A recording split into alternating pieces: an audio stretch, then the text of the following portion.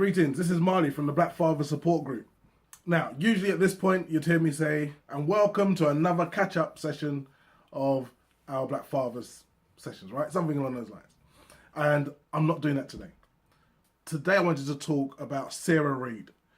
Now, many people will be aware of the case of Sandra that happened in 2015 because there was such a furore around the way they treated our sister. And what struck me about this story about Sarah Reid is the similarities between the two cases. Now, I've got some notes down here on my machine because I don't want to get this wrong. And most of them have been from news clippings and also from the blog post by Lee Jasper. So shout out to you, Lee. This sister, in 2003, lost her baby. Her baby died. It was a newborn baby. And if that wasn't traumatic enough, for some reason, the hospital had her transport her dead baby by taxi to the undertakers. She started to have real issues mentally, real mental health issues. Fast forward to 2012. She is falsely accused of shoplifting in London's West End. And a PC James kiddie comes along, launches at her, grabs her by the hair, drags her to the floor,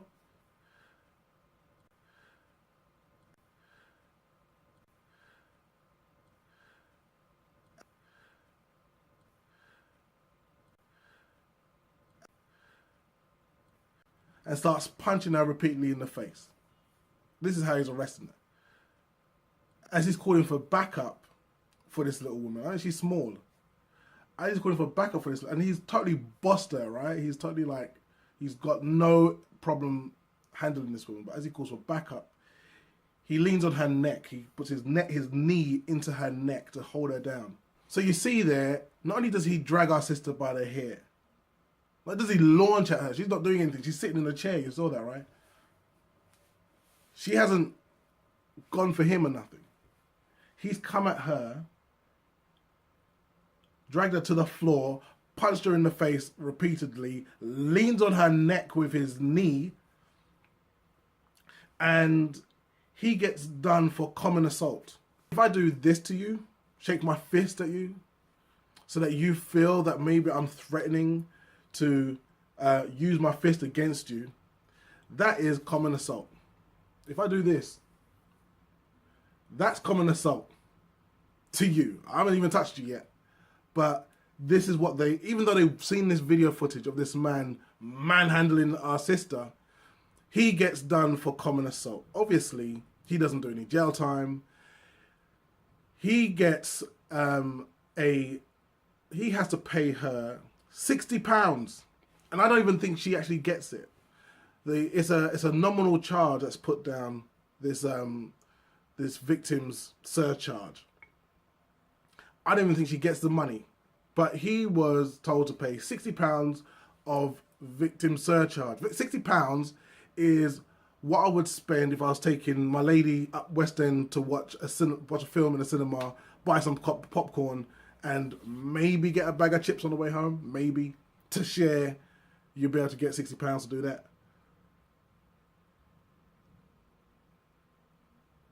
If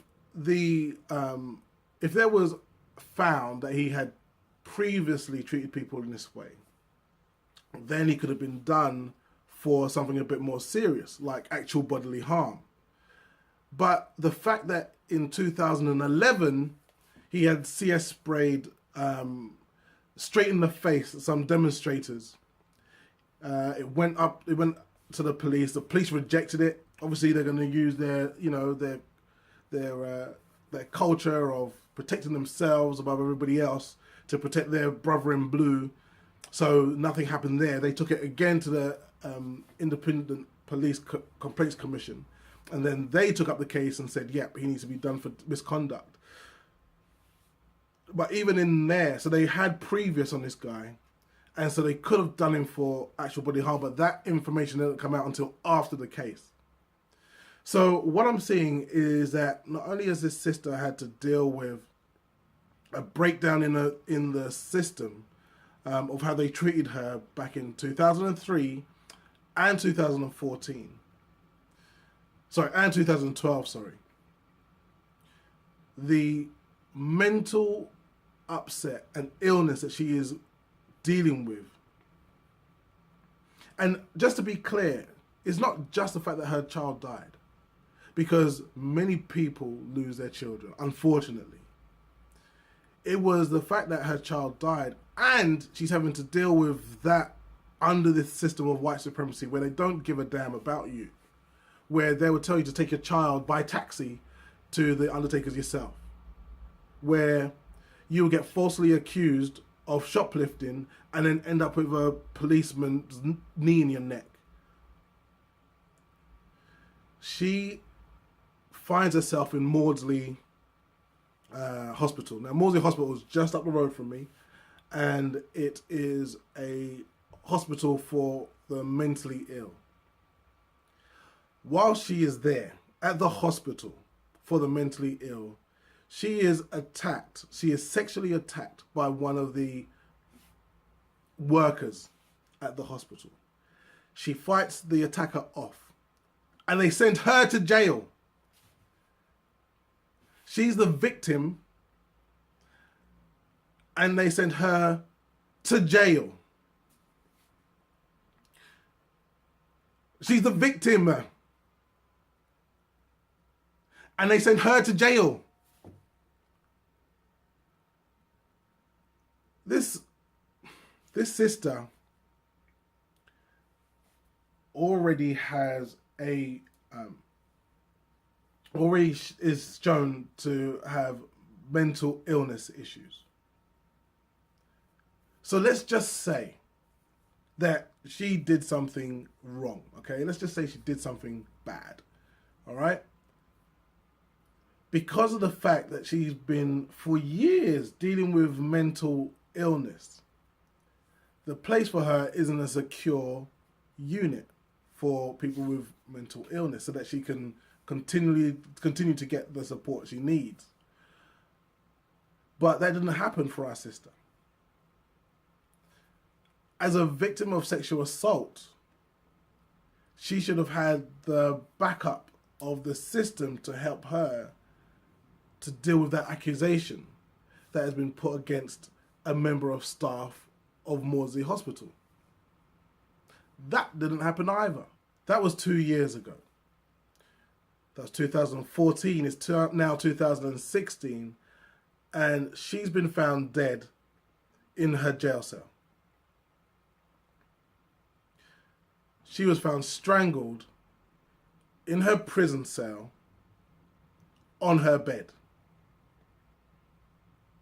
Now, at least with the Sandra Bland case, those police officers took the time to place evidence like a bin with a bin liner, which everyone knows you're not going to get. Because you're in a prison cell, you've got no rubbish to throw away. Secondly, they're not going to give you a bin liner because that could be used as a weapon.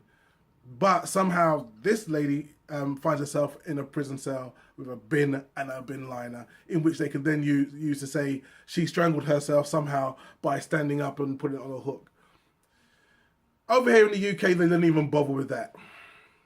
They didn't even bother with that. They said that she strangled herself on her bed. Now, if you restrict your airwaves to the point at which you kill yourself, before that happens, you will pass out.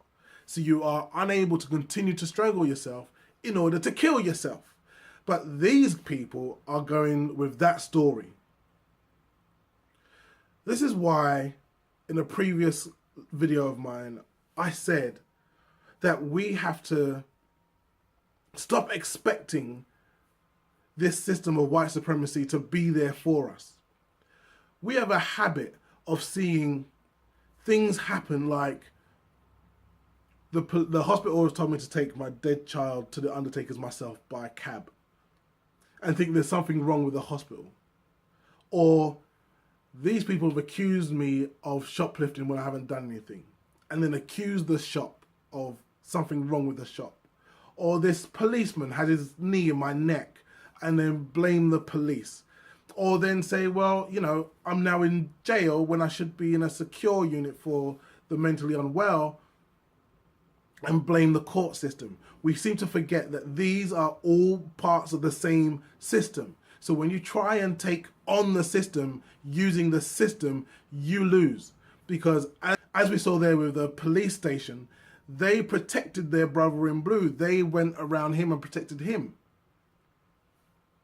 The same way in the prison service. Something has gone on there, and what they've said is that she did it herself because they're protecting their own.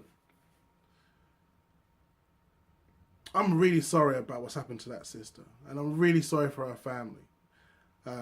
I understand that our brother Lee Jasper is working as a liaison between the family and the police, and the press, sorry. So any more information you want on this, go onto Twitter, follow him at Lee Jasper. Follow me at BFSG UK, that's Black Father Support Group UK, BFSG UK. This is Marley from the Black Father Support Group, and I'm signing out.